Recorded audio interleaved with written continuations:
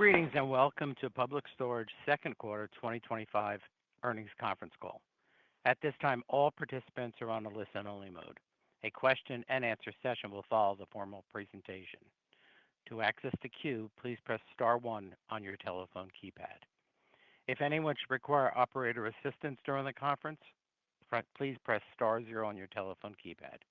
As a reminder, this conference is being recorded. I would now like to turn the conference over to your host, Mr. Ryan Burke. Thank you. You may begin. Thank you, Rob. Hello, everyone. Thank you for joining us for our second quarter 2025 earnings call. I'm here with Joe Russell and Tom Boyle. Before we begin, we want to remind you that certain matters discussed during this call may constitute forward-looking statements within the meaning of the federal securities laws. These forward-looking statements are subject to certain economic risks and uncertainties.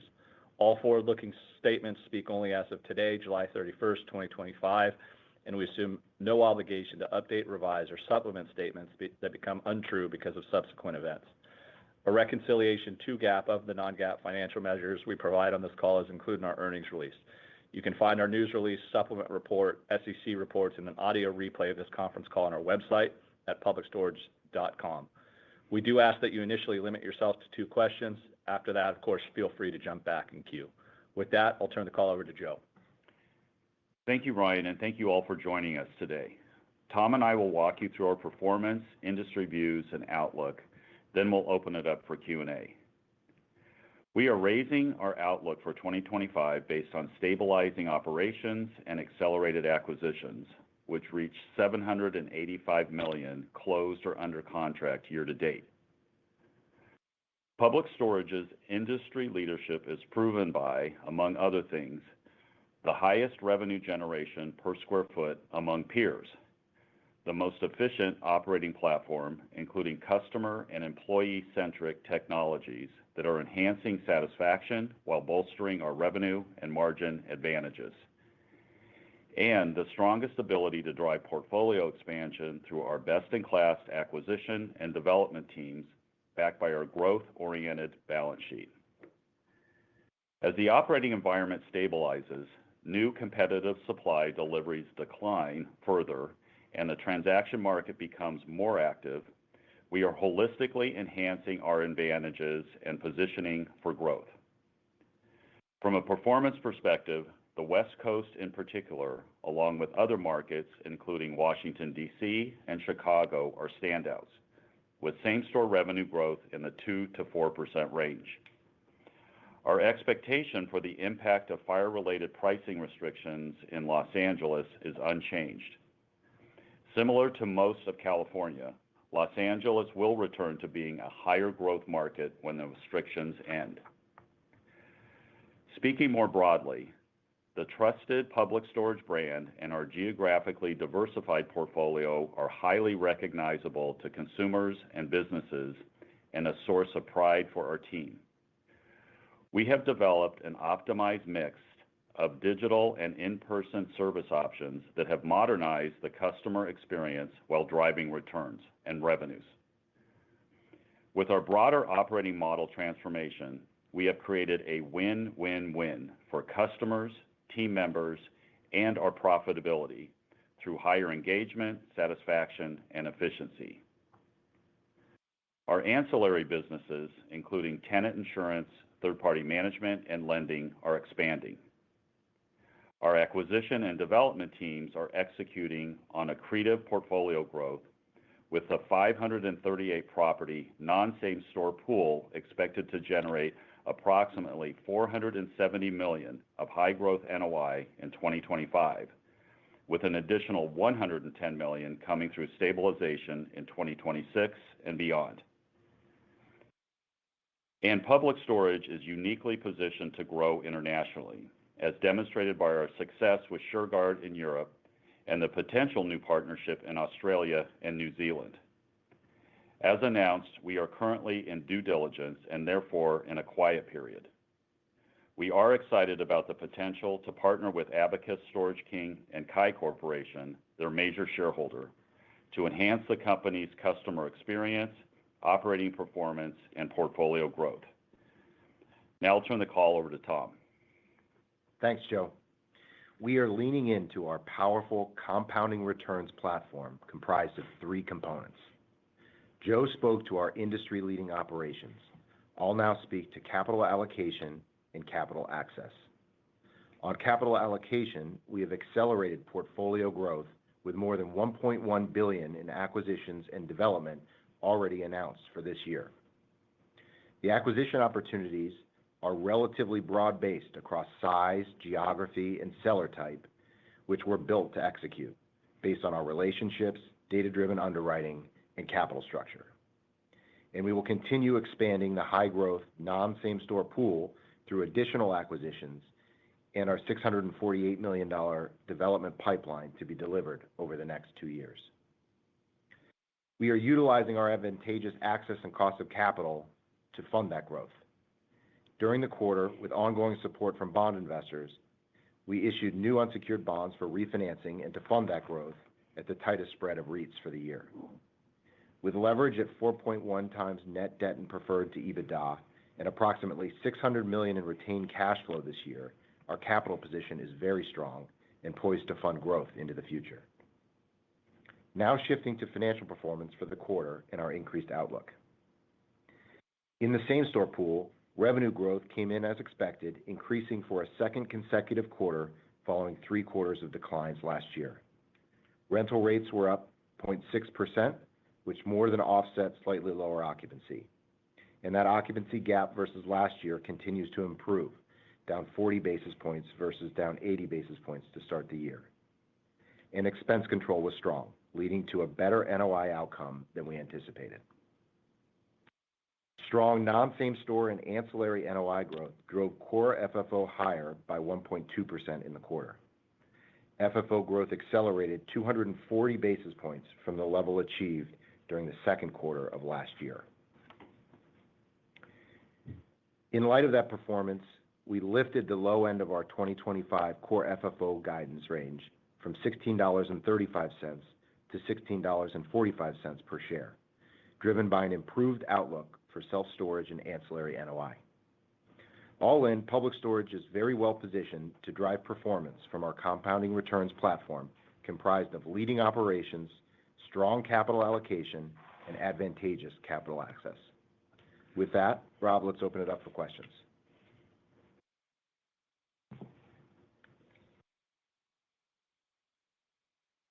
Thank you. At this time, we'll be conducting a question and answer session. If you'd like to ask a question, please press star 1 on your telephone keypad. A confirmation tone will indicate your line is in the question queue. You may press star 2 if you'd like to remove your question from the queue. As a reminder, we ask that you please limit to 2 questions and re-queue if necessary. For participants using speaker equipment, it may be necessary to pick up your handset before pressing the star keys. One moment, please, while we poll for questions. Our first question comes from Michael Griffin with Evercore. Please proceed with your question. Great, thanks. Maybe just first starting off on fundamentals, wondering if you can give us an update on July operating trends, maybe both from a rate and occupancy perspective. And second, as it relates to the guide, it seems like you're trending above the revised midpoint, at least year to date. So, should we kind of interpret the back half of the year as a deceleration in fundamentals? And has that changed your stance at all about, potential recovery for storage fundamentals? Sure. Thanks, Michael. So starting with the first part of your question, just in terms of how operating fundamentals have been through the peak season here into July, I'd say generally speaking, seasonal trajectory very similar to last year, right in line with expectation. The stabilization that we've been speaking to continues to play forth. Joe spoke to some of the strength in many of our markets, the West Coast markets, San Francisco, Seattle, San Diego, Portland, all putting up good kind of 2 to 4% same-store revenue growth. We continue to have certain markets like Atlanta and Dallas, some of the Florida markets still working through the normalization process, but we've been encouraged by some of the trends that we've been seeing through the leasing season in those markets. For the quarter, move-in rents were down about 5%, And as I noted, occupancy did close the gap to down 40 basis points from starting the year down 80. July trends have been relatively consistent in terms of customer behavior. Rents are trending similar in July, down call it mid-single digits. We ran a successful 4th of July sale, which will optically lower that statistically, but seeing good customer traffic and behavior there. Occupancy gap continues to tighten, today down about 30 basis points as we sit here today.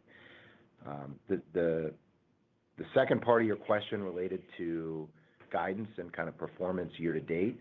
And as you highlighted, we're seeing performance pretty similar to what we've been expecting year to date. Trends are a little bit above the midpoint on year to date performance in revenue, which is encouraging.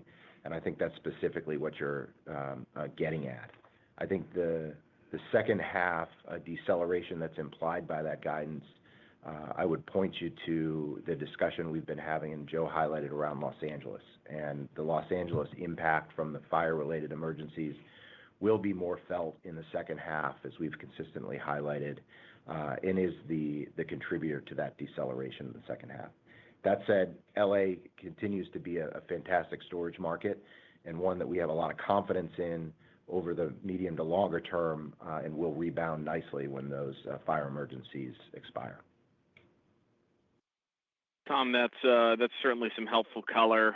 Maybe switching next to kind of the acquisition pipelines and the color on deals closed year to date. Looks like you did about $160 million in the second quarter with a healthy pipeline, call it around $40 million under contract.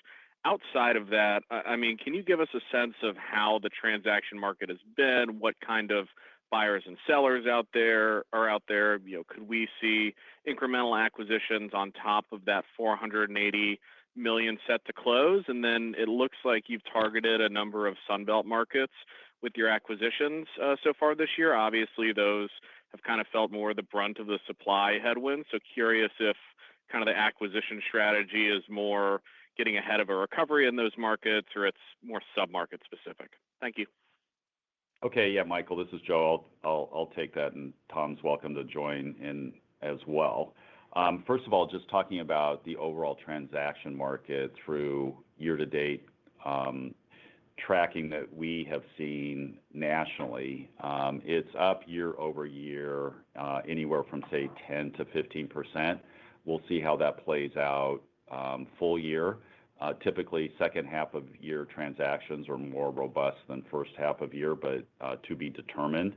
But we have seen, again, the amount of product coming into the market and the willingness of owners to transact into levels of value that we have seen appropriate actually increase. So that's been encouraging. It's certainly been part and parcel to the amount of volume that we've done year to date that we've spoken to.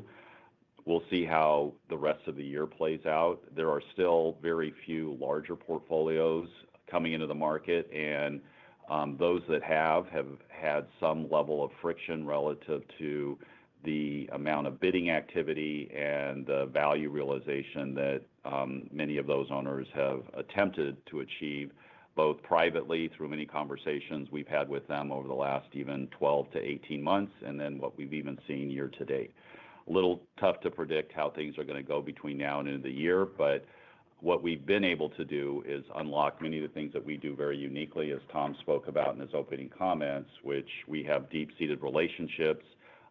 We are in active dialogue with a whole set of different types of owners, very different market opportunities, and to that point, and the other part of your question, both intentionally and then what we've seen from the market concentration of activity, it has been dominated by a number of markets, more mid to East Coast. What we do, though, is not aim and look for Sunbelt markets that may have different dynamics tied to supply and or growth, but going right down to a sub-market basis where we can use data to guide us to where we see unusual value opportunities. So we're very confident in the way that we've actually captured assets year to date based on all the tools that we have and the unique opportunities that we have to execute those tools. A number of those transactions have been off market. And outside of two, I would say moderately sized portfolios, they've been primarily dominated by one-off transactions. So we'll see how that continues to play through the rest of 2025. But we have been encouraged by the realization that many owners have taken relative to cap rate expectations and value expectations, and have frankly captured some good assets going into 2025 thus far. So where are cap rates? We'll that was very. Yep. Yep. Thanks so much. Yeah, I'll hop back in. You bet. Thank you. Our next question comes from Nicholas Yulico with Scotiabank. Please proceed with your question. Thanks. I guess I just wanted to touch on the move-in volume net of move-outs, and you talked about that being slightly better than last year. Can you just give us a feel for how much that you think that might need to pick up in order to help pricing on the move-in side, where you said it's been a little bit more competitive on move-in rates? Yeah, I mean, we've seen consistent performance closing that occupancy gap with move-ins doing better than move-outs really for the past year and a half, and would expect that to continue. In terms of the dynamic with move-in rents, I think there's a couple pieces there. One is our own strategies related to what it is we're doing to drive revenue. And so, we do things like run sales and things like that periodically and otherwise that are going to skew some of the numbers one way or the other. But the ultimate driver of some of this is overall industry demand. And we've been encouraged by industry demand that really bottomed last year and is starting to recover. And I think it's going to take a little bit more time with that recovery before the industry overall starts to be in a position where we're driving move-in rents higher, given the success we've had in using move-in rents at a lower promotional levels over the past couple of years. But I do think that will come here as we move through the year and into next year, continued narrowing of that move-in rent gap, and we'll be really supported by that demand picture, which we think is modestly improving off the bottoms from last year. Okay, thanks. And then second question is just going back to Los Angeles, and as a region, it does feel like that market is struggling a little bit more than some others in the U.S. Can you just talk about any other sort of trends you're seeing on the ground? And I mean, I know you have the fire ordinance that's an impact, but is there anything else you're seeing that's kind of pointing to near-term weakness in that region? Thanks. Yeah, no, we were actually seeing pretty good strength across the whole West Coast and even Los Angeles. I mean, you highlighted the rent restrictions, but if you look at Los Angeles in aggregate, if you look at Orange County, for instance, Orange County revenues were up 3% in the second quarter, which just speaks to the strength that we're seeing really across the broad-based West Coast. But we are impacted by those rent-related restrictions that are in place, but ultimately they will expire, and we've got a lot of confidence both in our portfolio in Los Angeles as well as the demand dynamics here in Los Angeles that will return Los Angeles to a strong performing market here in the future.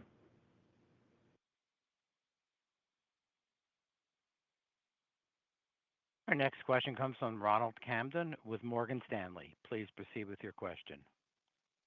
Hey, thanks for taking my question. It's Jenny on for Ron. First is, can you please comment on any markets that you think you become incrementally more or less constructive?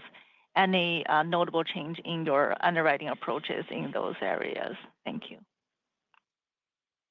Well, the good news is, again, quarter by quarter, we're seeing continued progression market by market where we've seen improvement in either revenue growth itself or the change in revenue growth. So we're continue to be encouraged by the amount of demand factors that are lifting each of these markets one by one. There's a whole host of markets that then also lead to our confidence relative to capital allocation. But that, as I mentioned, in a prior question, really goes right down to a sub-market by sub-market basis where we're looking for ideal opportunities to invest into assets that are going to have the opportunity for us to put our own brand, our own operational techniques and platform to improve performance as well. And we've been very encouraged by a whole host of markets that give us that set of opportunities. So the landscape for continued investment is quite good relative to the things that we have uniquely to drive and understand not only current conditions, but changing and improving conditions market by market. That's super helpful. Second is regarding operations. Maybe talk a little bit more about if there's more room to automate or centralize operations, like what could be the expected margin expansions from those initiatives. Thanks. Yeah, another very vibrant and robust part of the business that we uniquely are investing in and capturing all types of different levels of either A, optimization, B, cost savings, and then C, from an employee standpoint, opportunities for different levels of specialization as we allocate, for instance, labor into properties where we can use analytics to determine the best place and location for our own employees to match customer demand. Many of the things that we've been doing from a cost efficiency standpoint around our investment into solar, for instance, to again optimize costs tied to utilities, and then from a scale and concentration standpoint, the leverage that we continue to extract relative to again the optimization and the way that we're running our properties day to day. So very encouraged by the amount of progression. It's not over yet. We're seeing the ability to lift optimization that also ties to both revenue and expense control, while also preserving, if not enhancing, both customer and employee satisfaction. So the entire opportunity that we see there continues to grow, and we're very confident we've got more to do. Perfect. Thanks so much. Thank you. Our next question comes from Jeff Spector with Bank of America. Please proceed with your question. Great. Thank you. First question, on the same-store revenue growth guidance, it's still fairly wide, minus 1.3 to 0.8%. Can you talk about the various scenarios or key drivers, bottom end versus top end? Thank you. Yeah, sure, Jeff. I'd point you to the same guideposts, frankly, that I did earlier in the year. The year has played out largely in line with our expectations, and so would point you to guideposts of higher occupancy from here to the end of the year in the high-end case, with move-in rents probably narrowing to, say, down 3% on average, so some improvement there on move-in rents.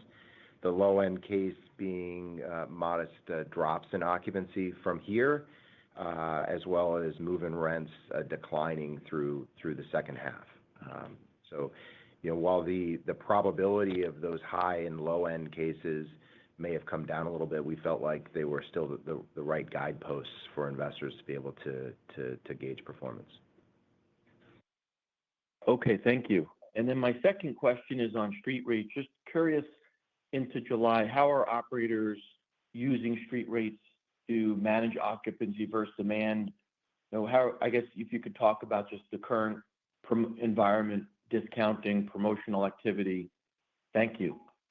Yeah, pretty consistent. I wouldn't point you to anything meaningfully changed here in July. Okay, great. Thank you. Thanks.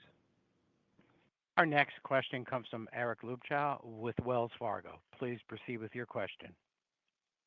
Great. Appreciate it. I guess as you look at the back half of the year, I guess what type of seasonality are you really expecting into the slower months? The last couple of years, it's been pretty competitive on move-in rate across the industry into the slower months. And are you optimistic that we won't see the same level of price competition to try to maintain occupancy? Any thoughts there would be helpful. Yeah, I think our expectation coming into this year is we'd see pretty similar seasonal trends this year as we did last year. And I would stick to that into the back half as well. And yeah, it continues to be competitive for new customers. I think that's a a dynamic within our industry that's been tried and true for a long time. And so, different operators are going to use different pricing and promotion tactics, but we're certainly well equipped to utilize ours and drive traffic to our public storage sites around the country. Great. And as you think about kind of leveraging move-in rent versus promotional discounts versus marketing spend, like promotional discounts have been down year to date versus last year, and your marketing spend was up a bit in the quarter. So it's just year over year. So how should we think about the interplay of those and your ability to hit your occupancy targets this year? Yeah, well, I'd say a big picture, we don't have occupancy targets. We're looking to maximize revenue. And you highlighted the three different levers that we utilize day in and day out, being marketing, promotions, and move-in rental rates. We'll continue to do that. That's an analysis that's done very granularly at a product site level at the property. And we'll continue to utilize those tools to maximize revenue over time. Okay, thank you. Thanks. Our next question comes from Eric Wolfe with Citi. Please proceed with your question. Thanks. Just wanted to follow up on LA. It seems like you're expecting around -6% same-store revenue growth in the second half versus called flat in the second quarter and the first half. Is there anything that could sort of cause that prediction to be materially off one way or the other, or is it somewhat just sort of math and certainty that you'll end up close to that level? I'm just trying to understand sort of the volatility of outcomes that could happen in LA in the back half of the year. Yeah, sure, Eric.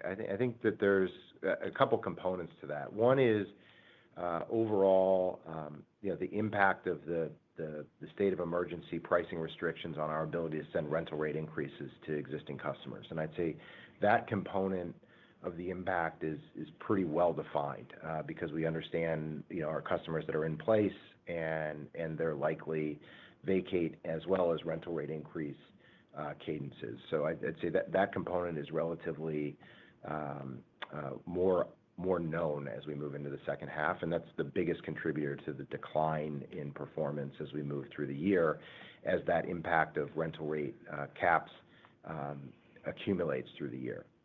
The other component, though, is just the strength of overall demand and customer behavior in Los Angeles, and that is more variable. And I'd say we've generally been pretty encouraged by customer demand in Los Angeles, as well as just broadly across the West Coast, as I highlighted earlier. It's not an LA County thing, but I mentioned earlier that Orange County is performing particularly well, obviously not impacted at all by these emergency restrictions. So that is a little bit more variable, and we'll ultimately report on Los Angeles as we move through from here. But I think you characterized it well in terms of our expectations for the back half. That's helpful. And then I guess maybe a difficult question, but to the extent that the restrictions are lifted next January, I guess how quickly do you think you could sort of capture that lost revenue back? Yeah, no, that's a great question, and that is something that we obviously have some experience in doing. We've had emergencies expire in the recent past and had a lot of success in re-accelerating revenue in Los Angeles, and we'd anticipate utilizing a similar playbook, which is immediately following those restrictions that we will likely see an opportunity to send those rental rate increases to those we haven't been able to. And you'll see revenue accelerate in the months following the emergency expiration. And then you'll see that probably play out in this instance, maybe over the course of a year. In the last instance, it probably took more like a year and a half, 2 years, but that's because that emergency was in place for longer. So we'll ultimately need to judge that when we get to that point early next year. Thank you. Our next question comes from Spencer Allaway with Green Street Advisors. Please proceed with your question. Thank you. Can you just talk about what's driving the increasing guidance for the non-same-store pool? Have those been leasing up faster than expected, or is it just more on the rate side? Yeah, great question. I break it into two components. One is a strong performance from the non-same-store pools that are in lease-up. In particular, the development and expansion properties had a very good start to the year, leasing up ahead of our expectation, which I think just further reinforces the environment for new customers is stabilizing and modestly improving from here. So that's a encouraging statistic that those lease-up properties are ahead of expectations. And then the second component is the new acquisitions that we've closed on or intend to close on through the back half of this year, as disclosed, also increase that from here.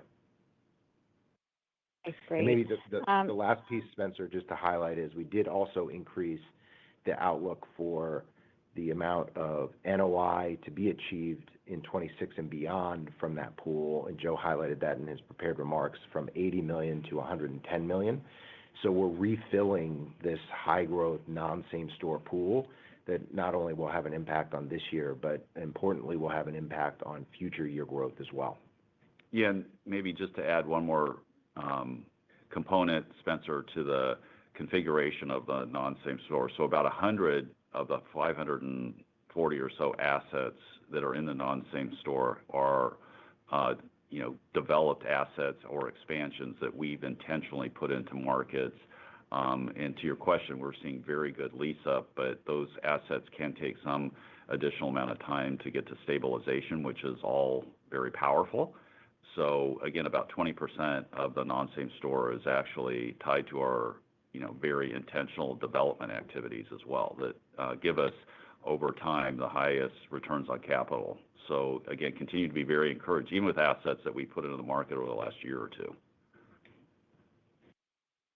Okay, that's very helpful. Thank you. And then specific to California, we've seen more attention being brought to potential rent control as well as pricing transparency. And while I realize no rent control bill has actually been successful in passing, does the recent push from California legislators change how you view, your exposure to the state mid to long term? Sure. The thing that we do nationally, just to step back, is we do keep a very close watch on any legislative efforts that are potentially gaining either attention or traction that could impact the business. California can be prone to that kind of activity. And, to your question, we keep a very close eye, on the variety of things that may be contemplated legislatively or otherwise within the state. We take a very proactive posture when and where we see those kinds of activities. In the case of California, which we do more typically when any of those kinds of events take place, we're not independently engaging with and/or formulating any type of reaction or response. We're going to be doing that with industry partners, including, the National Storage Association, et cetera. Most recently, the efforts that were taking place here in California ended up being, basically successful around taking a set of initiatives that initially had price controls tied to them and then coming up with a solution that was alternatively geared toward disclosure. So we felt that that was a fair compromise and aligned with, the interests of the industry. And, in our particular case as well, we felt that that was a good compromise. So this is just something that, we continue to monitor. Part of this is the continued education and advocacy, even, through, different political bodies of, the way our business works, the way promotions and then rate increases typically take place, how that does have, a good match relative to customer attraction, meaning, it can be very advantageous to the way customers look at acquiring spaces and holding those spaces long term. So we continue to look at all those ways to continue to educate legislative efforts. And frankly, more often than not, those become very sensible to them, and they've given us a good foundation to continue to move forward when and if these events take place. So we're going to continue to stay focused on that, again, with our partners nationally, and we'll go from there. Excellent. Thank you. Thank you. Our next question comes from Todd Thomas with KeyBanc Capital Markets. Please proceed with your question. Hi, thanks. I wanted to ask about the development and lease-up pool a little bit more. I was wondering if you can discuss how the newer vintage projects are trending versus underwriting and comment on stabilization timeframes and NOI yields as you reforecast those projects. And then are you underwriting new projects today in either the in-process pipeline or planning any differently for new developments going forward? Yeah, thanks, Todd. So a number of components there. First, just starting with reiteration of what I mentioned earlier, that the lease-up and trajectory of the recently delivered acquisitions and expansions continues to be robust. And you can see that in our non-same-store disclosure in the SUP in terms of seeing good traction there for lease-up. And they are tracking a little bit ahead of our performance to date, which is encouraging. The overall targets for yields that we're looking for those sorts of developments and expansions are typically in the 8% plus or minus yield on cost. And that's something that if you look in the SUP, you can see we've consistently hit or exceeded over time and have a lot of confidence in these recent vintages.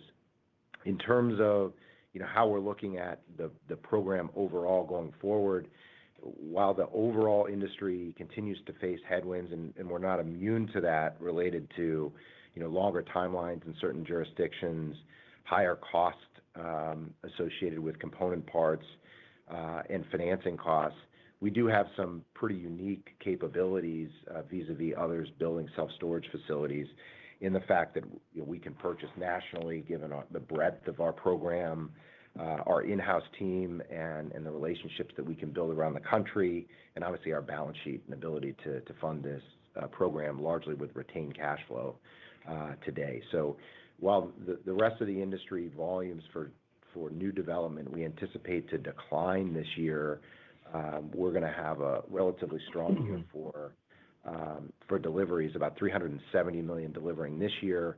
And while we haven't provided any guidance for next year, would anticipate north of $300 million for deliveries next year as well, kind of maintaining our kind of $300 to $400 million pace of development deliveries from here. Okay, that's helpful. And then I wanted to go back to some of the discussions around markets and that performance gap between various markets on the West Coast and Chicago and a few others that you mentioned relative to some Belt markets that are still normalizing, like Atlanta, Dallas, and some of the Florida markets. Are you seeing any indication of stabilization in those more challenged markets? Any sense how far you might be from sort of a bottom and what the timeline for those markets to recover more meaningfully might look like? Yeah, Todd. I mean, again, on a case-by-case or market-by-market basis, you're going to see different trajectories. You mentioned Atlanta, for instance. Atlanta's in probably one of the toughest spots at the moment, a fair amount of supply, and again, not the amount of demand coming through as quickly to, again, either shore up or stabilize that supply. We have been alternatively encouraged by the turning set of events, for instance, in Florida. Florida was a high flyer through the pandemic, if in fact the highest flyer. It had the commensurate impact from, again, those trends reversing. But again, on a market-by-market basis, through Florida, we're actually seeing a good set of performance factors, good stabilization, and now in a number of markets within Florida, we're seeing not only revenue growth but the change in revenue growth trend favorably. So the trajectory from a national standpoint is positive. There are 3, 4, or 5 markets that we're keeping a very close eye on. I mentioned Atlanta, Dallas, Phoenix, Charlotte, for instance. Those are ones that we're keeping a particularly close eye on as we speak. But we have been pleased by the turnaround that we've been seeing now quarter to quarter, frankly, for the last 18 months or so. And we don't see that changing. Okay. All right. Thank you. Thank you. Our next question comes from Michael Goldsmith with UBS. Please proceed with your question. Good morning. Thanks a lot for taking my questions. First question is on the new customer. What are you seeing in terms of top of funnel demand? It sounds like first half was a little bit ahead of last year, so just trying to get a sense of what the funnel looks like. And along those lines, you're continuing to run promotions and marketing spend was up year over year. So is the customer reacting to these different factors the same way they have in the past?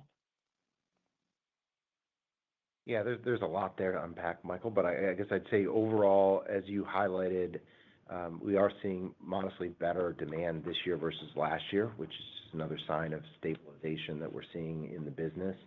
In terms of customer behavior itself, pretty consistent trends. Our conversion has been healthy. Reactions to promotion and pricing tactics has been consistent with what we'd expect. So our revenue management and marketing tools are working well, and we're utilizing those to seek to optimize revenue from new as well as existing customers. I know you didn't ask about existing customers, but I might as well highlight that. That's where I was going next, Tom. Good. All right. Well, we're doing it together. So existing customers actually performing quite well year to date. Second quarter, we saw really strong performance from longer-term tenants. For instance, that's something we were watching very closely coming out of Liberation Day to see if there would be any shift in behavior. And encouragingly, we saw vacate activities diminish.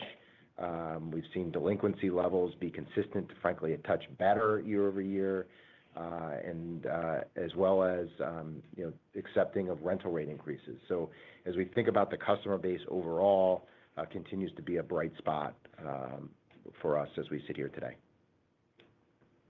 Got it. Then, since you covered that, as my follow-up, there's been a series of residential real estate earnings this week and today, and turnover on the apartment side and on the multifamily side has remained relatively subdued. Do you see that as a good thing for self-storage, or is that bad? Is there's just less movement? And on the one hand, it could be good in that the apartment customer is staying in place and so continues to use storage as an extension of their apartment, but also it could be seen as bad because there isn't the turnover moving to a home, which drives a different type of demand. So how would you interpret lower apartment turnover and the impact on self-storage? Yeah, Michael, it actually speaks to the resilience and the unique attributes of self-storage. We actually can benefit by any of those events and currently are. So on one end of the spectrum, apartment users that may be stickier, maybe may not be moving as often, that could be tied to affordability or having less options to expand or take an additional size living space, plays very well to the inherent demand factors of our business. And then to your other point, if there's some amount of dislocation because of movement itself, that's always a driver to our business. So the affordability factor too plays here, which again, self-storage is commonly looked at as a sensible way of buffering higher cost of living or higher cost of shelter. So that too is an inherent driver. As we've spoken to for some time, we have a high percentage of renters in our portfolio, and they're great customers. All those factors lead to very similar lengths of stay. I wouldn't say in any way we have an overarching concern about the type of customer because, in fact, they may be a renter. In fact, most renters end up being very good customers, particularly after they stay for some period of time. So all those factors are good inherent drivers to our business. Thanks for that. Good luck in the back half. Thank you. Thanks, Michael. Our next question comes from Ravi Vaidya with Mizuho. Please proceed with your question. Hi there. Thanks for taking my question. I wanted to follow up on the ECRI program. Maybe can you quantify the average rate increase and maybe how that's changed from last quarter and last year in terms of frequency and amount? Thanks, Robbie. We don't typically quantify frequencies or specific magnitudes, but we do disclose information that allows folks to get to the contribution from existing customer rent increases. And as I highlighted on our February call when we came out with our outlook, I'm anticipating contribution from existing customer rent increases across the country to largely be pretty similar to last year. But given the rent restrictions in Los Angeles, which will drive less contribution year over year, overall modestly lower contribution from the full national pool. We continue to see customer price sensitivity that's very much in line with our expectations and predictable behavior and reaction to our tactics on the ground, and a stable number of customers that are requesting some sort of concession after they receive an increase. So I'd say overall, very consistent trends and right on plan. Got it. That's helpful. Just one more here.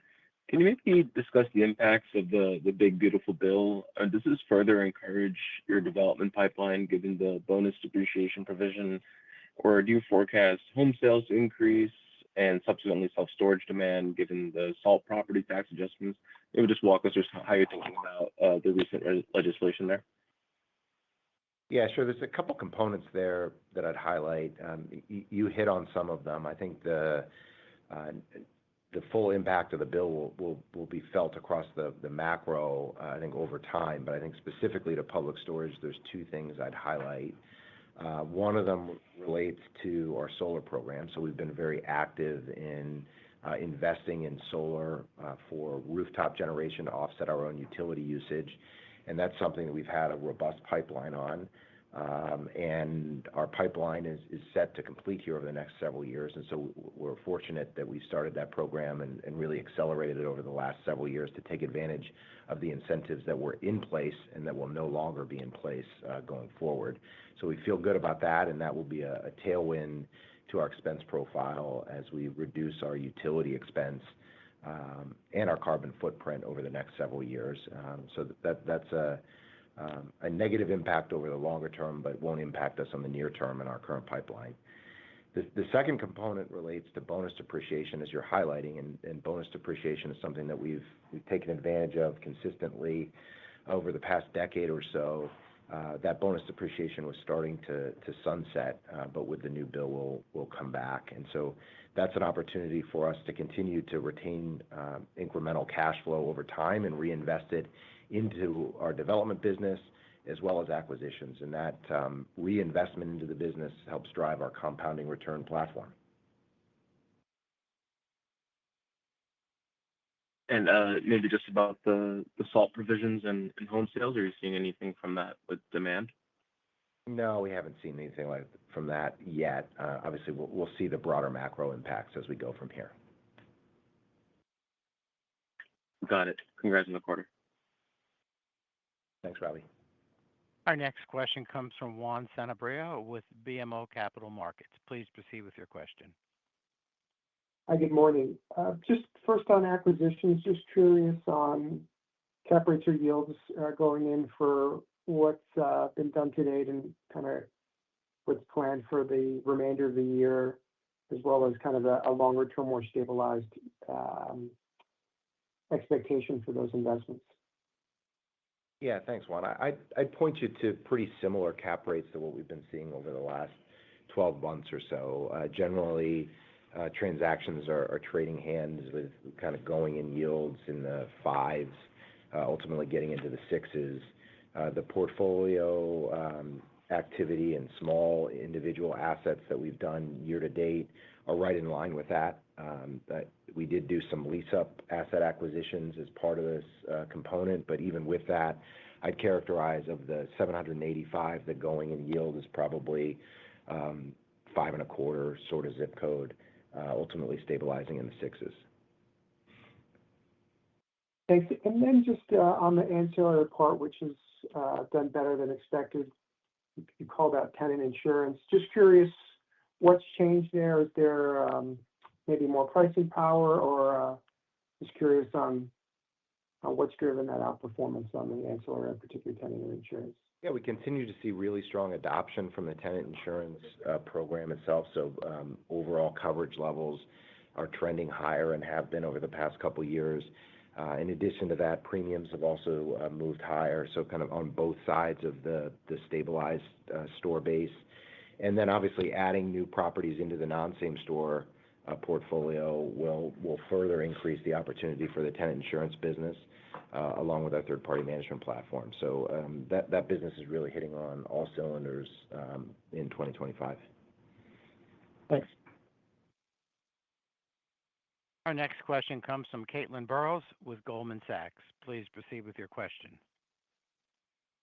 Hi, good morning. Back in the prepared remarks, you guys brought up how you're positioned to grow internationally. So I guess we'll see what happens in Australia. I was wondering if you could go through what benefits you think the SureGuard exposure gives PSA overall, and do you expect to pursue additional international opportunities?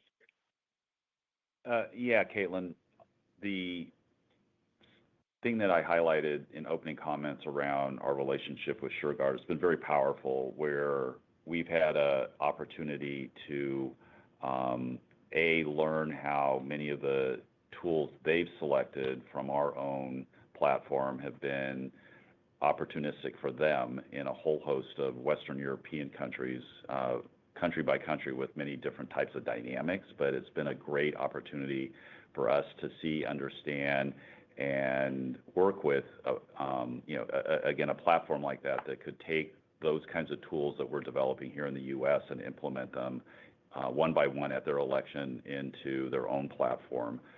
So for many years, we've seen the opportunity how we've been able to optimize and see that integration in markets not here in the United States. With that, it's given us more confidence that for the right set of circumstances, other international markets may also be equally, if not better, prepared to achieve the same kind of optimization using the tools that we've been able to develop here in the United States. We think that that's very similar. For instance, in Australia and New Zealand, as you know, we've had an inherent interest in that market for some time over the last 5+ years.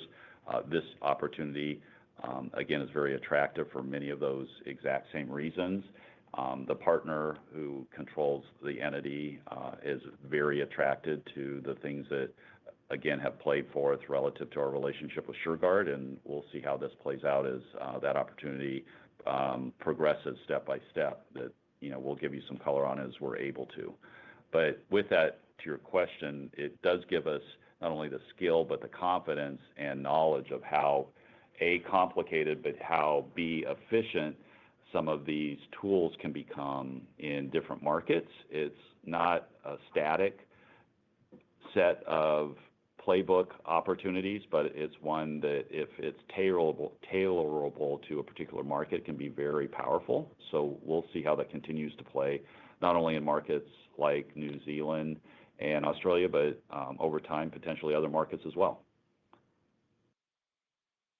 Got it. Thanks. And then I guess this bigger picture back to the U.S., you've talked about same-store stabilizing, that you think demand bottomed in 2024 and should continue to improve.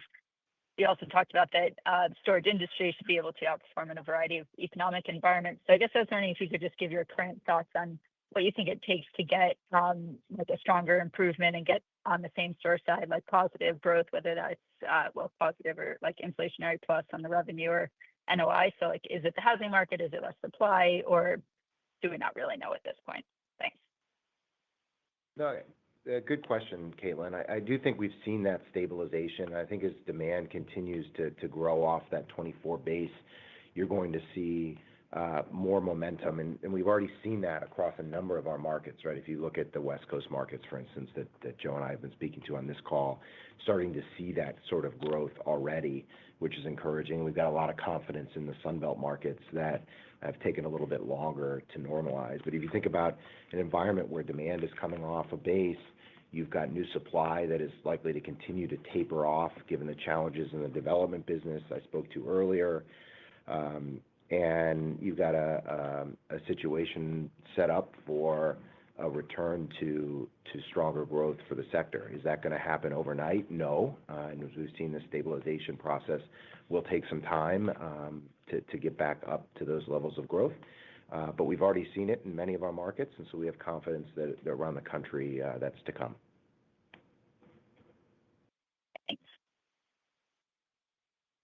Our next question comes from Ki Bin Kim with Truist Securities. Please proceed with your question. Thank you. Good morning. Just going back to the impact of the LA wildfires. In the beginning of the year, you estimated about 100 basis points drag to your same-store NOI. But given the strength in the West Coast, and I think we see the same data, LA looks pretty strong. Do you think that drag is actually potentially bigger than 100 basis points?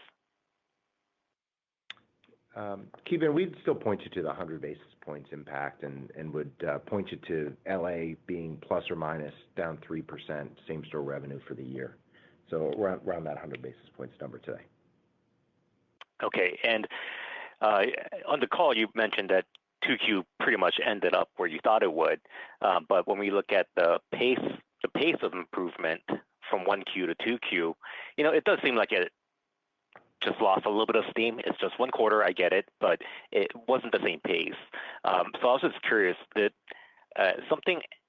was there a macro factor or a change in some behavior that occurred during the quarter where that pace of improvement just looked a little bit softer than the prior quarter? Thank you. Thanks, Ki Bin. I wouldn't characterize it as seeing any sort of losing steam or any shift during the quarter. It was pretty consistent throughout the quarter and generally in line with our expectations. So I wouldn't point you to that as something that occurred during the quarter, frankly. Okay. Thank you, guys. Thanks. Our next question comes from Mike Mueller with JP Morgan. Please proceed with your question. Yeah. Hi. Most of the 2Q stuff's been asked, but out of curiosity, when you have digital rentals versus in person or from call centers, do you generally get the same amount of customer data that you would get that helps you formulate pricing and marketing strategies? Yeah. Go ahead, Joe. Well, I was going to say to your question, Mike, all of those channels give us a whole variety of robust data. And we are continuing to use different tools to leverage that data relative to customer knowledge and behaviors and efficiencies. So it's a vibrant amount of the business that time and again, channel by channel, as we digitize, we see very good residual impact and knowledge opportunities. Yeah, the more digital interactions we have, the more data we can get. Yes, it's as simple as that. Got it. Okay, thank you. You bet. Our next question comes from Tayo Okusanya with Deutsche Bank. Please proceed with your question. Yes, good afternoon. Just a quick one in regards to your markets that are outperforming, as you mentioned, West Coast, Midwest, DC. But just curious thematically, if you can kind of talk about what's happening in those markets. Does it all just kind of boil down to less supply through the cycle, or is there kind of something thematically happening from a perspective of improved demand across these markets? Yeah, Tayo, there's not ever just one impact, but supply certainly is a primary factor. Some of those markets have not been the high flyers in and out of the cycles that we've seen over the last 5 to 10 years, so that's certainly a residual benefit. It could also play to, again, just inherent economic activity, cost of housing, again, the dynamics that are going on just from a movement and trending standpoint, market to market. And then, like always, it can be difficult to put a broad brush on just a market as a whole. And so you've really got to take it down to a submarket by submarket basis as well. But those are factors that, again, are very important that you've got to keep a very close eye on relative to either trends or different ways that the market's evolving. As we've continued to speak to, even on this call, we are very encouraged by the market-by-market trends that we're seeing nationally. And with that, the supply factor continues to diminish, where today, fortunately, we don't have more than 3 or 4 larger markets that are really dealing with an oversupply issue that's dragging down overall market performance. That's helpful. And then one other quick one.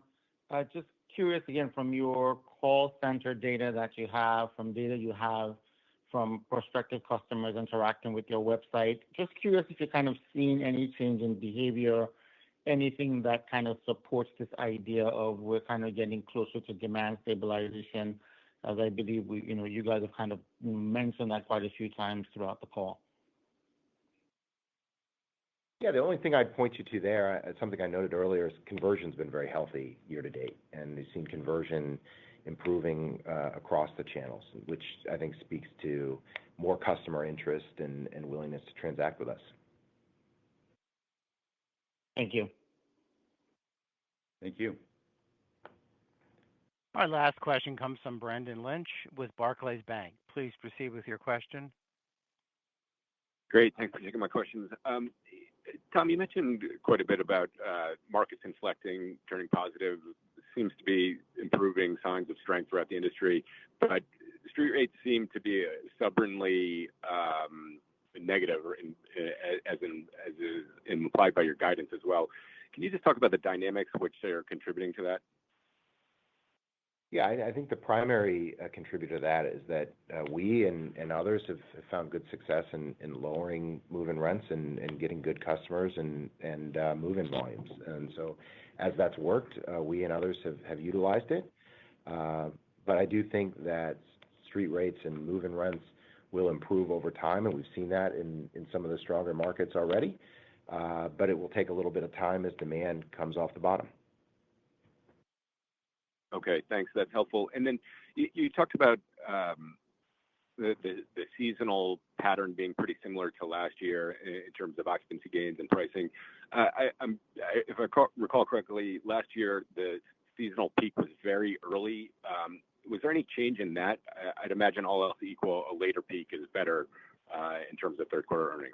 Thanks. Sure. It depends on which metric in particular you're looking for in terms of peak. I mean, we typically get our occupancy peak here in July. I think that'll be the case here again this year. You typically see move-in demand peak at the end of May, early June, for instance. And so I think generally I'd say we're not seeing anything unusual or shifting from a seasonality standpoint this year, and that's frankly encouraging. Okay, very good. Thank you. Thanks. We have reached the end of the question and answer session. I'd now like to turn the call back over to Ryan Burke for closing comments. Thanks, Rob, and thanks to all of you for joining us. Have a good day. This concludes today's conference. You may disconnect your lines at this time, and we thank you for your participation.